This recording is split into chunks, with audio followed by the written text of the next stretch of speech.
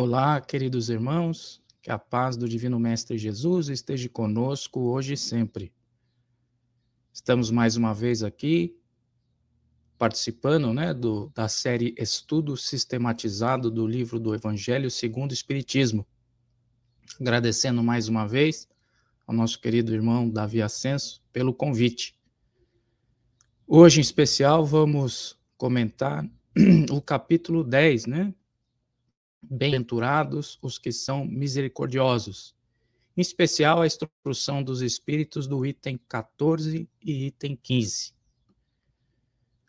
O tema, especificamente, ele é muito importante para nós porque ele trata de uma parte, do célebre Sermão do Monte, ou as bem-aventuranças, como muitos irmãos nos colocam.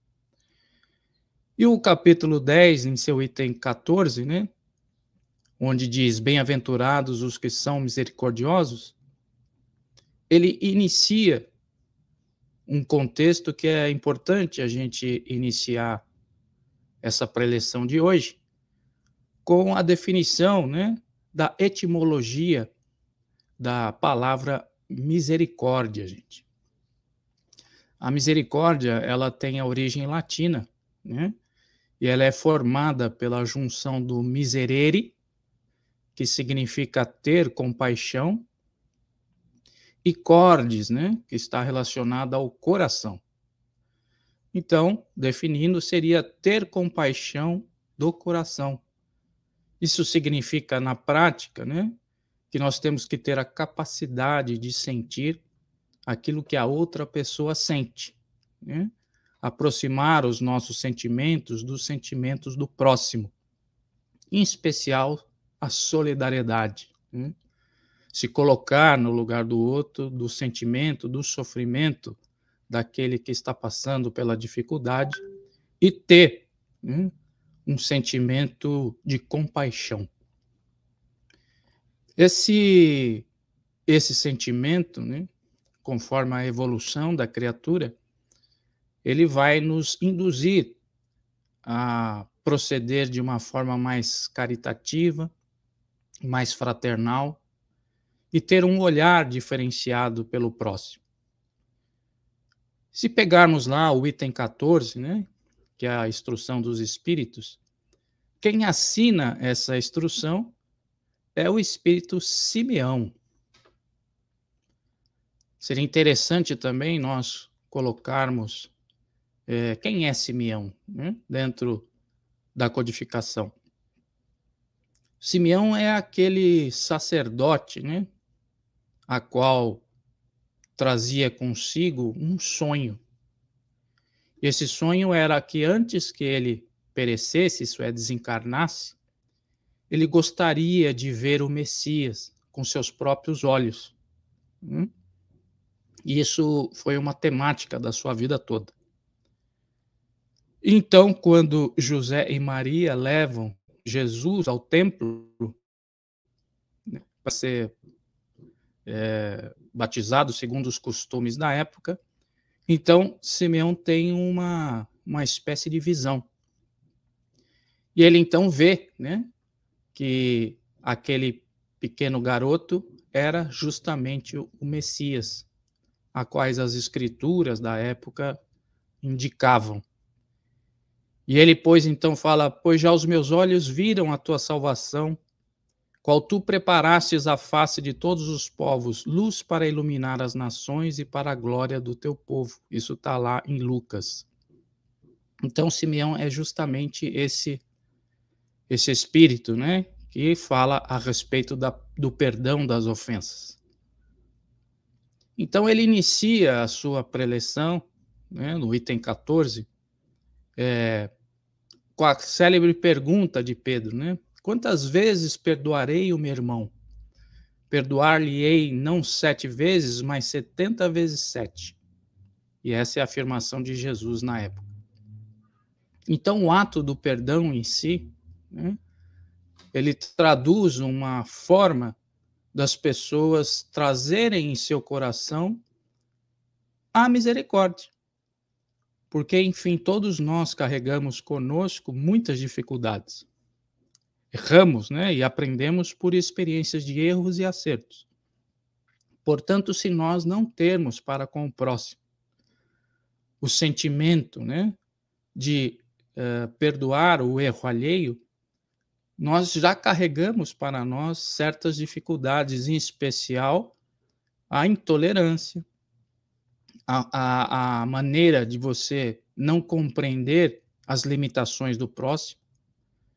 Então, quando Jesus diz que Pedro deve perdoar ilimitadamente, né, as ofensas, não 7 vezes, mas 7 vezes 70, no sentido que isso é um processo contínuo, isso faz parte de todas as nossas vidas, encontrarmos situações em que temos que perdoar, né? Então, Simeão está ensinando ali que essa é o único caminho, né, que faz com que nós tenhamos em nosso proceder a misericórdia para com o próximo.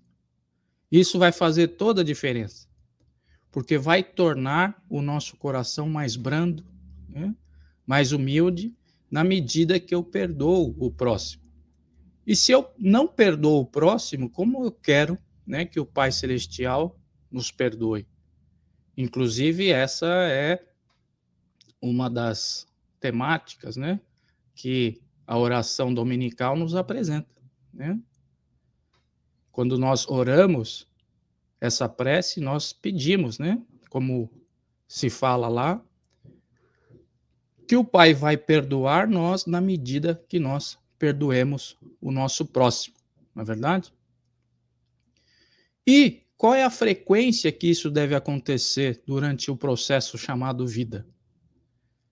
Quantas vezes isso for necessário na nossa caminhada? Porque na medida que eu não perdoo, né, o não perdoar significa que eu, eventualmente, quando errar, também terei na contrapartida da parte a qual eu ofendi a mesma paga. E se nós, eventualmente, né, formos cada vez mais tendo essa naturalidade no processo do perdão, nós também, eventualmente, teremos, né, dentro da lei de ação e reação, essa mesma situação para com os nossos erros, em especial pela misericórdia divina. Então, o ato, né, de perdoar as ofensas nos traz em si uma grande elevação moral, porque vai nos colocando como pessoas misericordiosas, vai nos trazendo a misericórdia para o nosso coração. E nós vamos percebendo que vamos melhorando aos poucos, porque vamos tendo em nós mais indulgência para com os erros alheios, né? Humildade, porque também nos reflete a situação da humildade. Quando eu crio forças, né, para perdoar o meu ofensor, eu entro numa situação também de humildade. Então veja quanta melhoria para o ser imortal é o ato, né, de nós perdoarmos. Um pouquinho mais para frente, né, Simeão nos fala: Espírita, jamais vos esqueçais de que tanto por palavras como por atos, o perdão das injúrias não deve ser um termo em vão, né? Então veja, é uma referência em especial àqueles que acreditam, né, na filosofia espírita, porque também Cristo outrora nos disse: a quem muito foi dado, muito será cobrado. Na medida que o esclarecimento ele vem mais profundo, também torna a nossa responsabilidade maior. Então nós, como espíritas, nós temos a obrigação de termos essa conduta mais firme em nossas posições, né? Porque se nós nos dizemos espíritas, nós temos que colocar a prática daquilo que nós acreditamos, porque isso será cobrado, né, dentro do contexto evolutivo. À medida em que eu assumo uma postura de conhecimento, né, de uma certa ideologia que traz tantos esclarecimentos, né, tanto conforto, tantas informações sobre quem sou, da onde vim, para onde vou, né, questões do ser, do destino e da dor, uma filosofia tão completa, isso nos traz também a responsabilidade de trabalhar esse conhecimento em nosso coração e traduzir em exemplos para aqueles que ainda jazem na escuridão.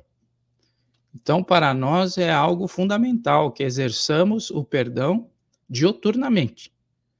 E Simeão, então, deixa bem claro isso no fim da sua preleção a respeito exatamente desse processo, né, de ter o conhecimento, em especial o espírita, e ele não praticar, né? E ele diz no fim: cuidai, portanto, de os expungir de todo o sentimento de rancor, né? Porque Deus sabe o que demora no fundo do seu. Então nós não podemos angariar para nós esse sentimento de mágoa, né, represado pelo não perdoar o nosso próximo, porque mesmo que perdoemos, né, de uma forma, vamos dizer assim, superficial ou aparente, Deus sabe muito bem o que vai no nosso coração, e isso será exigido, né, de nós por parte da divindade. Então tenhamos esse cuidado, né? E aí feliz, pois aquele que pode todas as noites adormecer dizendo: nada tenho contra o meu próximo. Essa é a última frase que ele nos coloca, né? Então, aquela história da consciência tranquila, né? Que você sabe que durante o dia você fez tudo o possível para não angariar para ti sentimentos contrários à lei harmonizada, né? À lei fraternal. Você se esforçou para que todos os acontecimentos tivessem um encadeamento bom, fraternal. E isso lhe traz a chamada consciência tranquila. Já no item 15, né, nós temos uma continuidade a respeito do perdão. E ele introduz, né, que perdoar aos inimigos é pedir perdão para si próprio, né? Porque, gente, é muito fácil nós termos um trato, né, amigável, amistoso com aqueles que são próximos de nós. Temos a facilidade eventual, né, de uma pequena discussão ou algum desentendimento com um amigo, daquilo se reverter rapidamente em uma relação positiva novamente. Mas o mais difícil é isso ocorrer com aqueles desafetos, né? Com aquelas pessoas que trazemos dificuldades no trato, dificuldades na convivência, pessoas que eventualmente nos fizeram um grande mal, né? E por isso para nós consideramos os nossos inimigos. Então, quando perdoamos um inimigo, né, nós estamos, vamos dizer assim, fazendo um ato tão bom, né, tão alto, que é como uma libertação pessoal. É como se conseguíssemos, né, ultrapassar as nossas forças maiores e dar a nós mesmos a liberdade, né? Porque quando isso acontece, eventualmente, nós temos um esforço a mais, né? Em relação àquele sentimento que ficou, né, arraigado tão profundamente no nosso coração. Isso fez com que nós nos esforcêssemos o máximo possível para que, eventualmente, nós conseguíssemos perdoar os nossos desafetos, os nossos inimigos, né? E, na sequência, né, ele diz o seguinte: admitamos que em dada circunstância fostes realmente ofendido, né? Quem dirá que não envenenastes as coisas por meio de represálias, ou que não fizestes, né, degenerasse em querela grave, ou que houvera podido cair facilmente no ouvido, dizendo o seguinte, gente, que muitas situações que podem acontecer, nós tivemos uma grande parcela de culpa, porque conforme a situação, o desenrolar da situação, a postura que nós tomamos agravou a situação, porque poderíamos ter uma postura diferente, né? Ser mais brando na análise, né?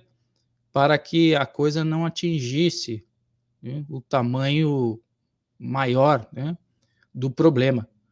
Então, talvez se nós tivéssemos tido mais brandura, né, uma análise mais imparcial, as coisas não teriam chegado nesse momento. Então, evidentemente, também a grande culpa está em nossa forma de encarar as coisas. E aí, né, mais um agravante dentro da situação, porque se eu não fiz os esforços necessários para que não acontecesse o problema, e aí, então, aquela pessoa que estava envolvida nos faz um mal, e nós, além disso, né, angariamos para nós o amargo, o rancor e não perdoamos, nós estamos duplamente errando, né, fazendo com que o fato grave, né, seja assomado também à nossa negligência. E aí, existem duas formas, né, de a gente perdoar, né? Há aquele perdão que vem dos lábios, né?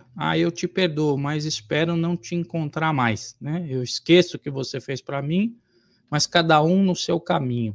Não é muitas vezes isso que acontece, né? Você perdoa a pessoa, mas você está vindo numa rua, você vê aquela pessoa e você atravessa, né? Porque você não quer mais conversar com ela. Isso não é o perdão, né, gente? Isso é um falso perdão. E tem o perdão verdadeiro, que é o perdão, né, que vem do seu coração. E é esse, então, que Jesus espera de nós. É esse a qual Deus sonda o nosso coração e espera que ocorra, né? Então, o verdadeiro perdão é aquele que realmente esquece, né, as ofensas e dá a oportunidade da continuidade dos processos de relacionamento, né? Onde é como se você resetasse geral o que aconteceu e começasse um princípio novo, né? Com toda a condição daquela relação crescer em relação ao sentimento positivo, né? Então, essas duas maneiras de perdoar, a melhor é a que efetivamente acontece através do verdadeiro sentimento, aquela que vem do coração, né? E quando muitas vezes, né, a gente aquela referência eu perdoo, né, mas interiormente a pessoa não tem um sentimento bom, fica aquele resto de mágoa, né, aquela coisa de não querer mais você ter um envolvimento, isso é apenas um perdão superficial, né? É um perdão que nada acrescenta à sua evolução espiritual. E nós temos que nos forçar a ter o chamado verdadeiro perdão, né? E nós temos o exemplo máximo disso, né, gente? O último ensinamento do Cristo, né, em seu Calvário, lá no Gólgota, qual foi? Estava ali, né, crucificado já, no resto de vida que seu corpo físico ainda aguardava, ele eleva os pensamentos e diz: Pai, perdoa-os, porque eles não sabem o que fazem. Então, esse é o exemplo máximo, né, a qual Cristo nos deu, porque foi ali pregado numa cruz, sem nenhuma mácula, veio justamente com o objetivo de nos instruir, de trazer à humanidade ignorante a lei do Pai, a lei do amor, através do seu evangelho. Isso é, ele veio com todo o sentimento de auxílio à humanidade. E o que a humanidade fez em troca disso, né? O pregou numa cruz como um vil bandido, como uma reles criatura, como alguém que carregasse todo um manancial de erros. E ele, justamente nesse momento fatal da sua vida física, deu o exemplo máximo, né? nos alegando que nós somos ignorantes, no sentido que estamos ainda em crescimento espiritual, não sabemos da verdade, das verdades eternas, e por isso é que o pregamos numa cruz. Então ele pede ao Pai essa misericórdia, né? Porque nós, como ignorantes, o fizemos o seu Calvário. Então, nós temos que aprender realmente, né, esse processo de perdão, de forma que, quanto mais exercitamos isso dentro de nós, melhor criatura vamos nos tornando, né? Porque Deus sonda o nosso coração, Ele lê os mais secretos pensamentos, e nós não podemos dissimular qualquer sentimento que não seja realmente o sentimento verdadeiro, né? O esquecimento completo, né, e absoluto das ofensas, ele é vamos dizer assim, é uma meta que nós temos que ter em nossa vida. E o dia, então, quando eventualmente tivermos isso arraigado em nosso coração, nós nos tornaremos, então, grandes almas, né? Porque, enfim, os sentimentos de rancor, né, de mágoa, que volta e meia nos aflora em nosso coração, ela ainda o quanto nós precisamos nos elevarmos como criatura, o quanto ainda carregamos em nosso coração os sentimentos inferiores, como o orgulho, né, a vaidade, a inveja e tantas outras coisas ruins, que como espíritos imortais não aprendemos a debelar no fundo de nossa alma. E esse processo de desenvolvimento, ele vai ocorrendo na medida em que a espiritualidade vai nos oferecendo essas oportunidades de nos melhorarmos, né? Essas situações, elas ocorrem sempre na medida como se fosse pequenas provas que temos durante a nossa caminhada.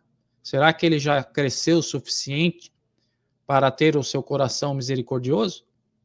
Então ocorre um evento em que temos que exercitar o verdadeiro perdão, né? E aí, no fim, nesse item 15, que é feito pelo apóstolo Paulo, né, ele diz o seguinte: o esquecimento completo e absoluto das ofensas é peculiar às grandes almas. O rancor é sempre sinal de baixeza e de inferioridade. Não ouvideis que o verdadeiro perdão se reconhece muito mais pelos atos do que pelas palavras, né? Então ele encerra, o apóstolo Paulo encerra esse item com essas palavras, né? Nos exortando realmente que temos que exercitar o verdadeiro perdão, porque isso vai nos elevando, né? E o que vai realmente revelar o quanto nós crescemos são as nossas atitudes, são as nossas ações, são aquilo que o nosso coração revela em nossos atos, né? Então, isso é que vai demonstrar efetivamente o quanto crescemos espiritualmente. Então, temos que nos esforçar dioturnamente para que, quando qualquer ofensa chegar à nossa porta, nós saibamos, né, perdoá-las, mas perdoá-las de forma verdadeira.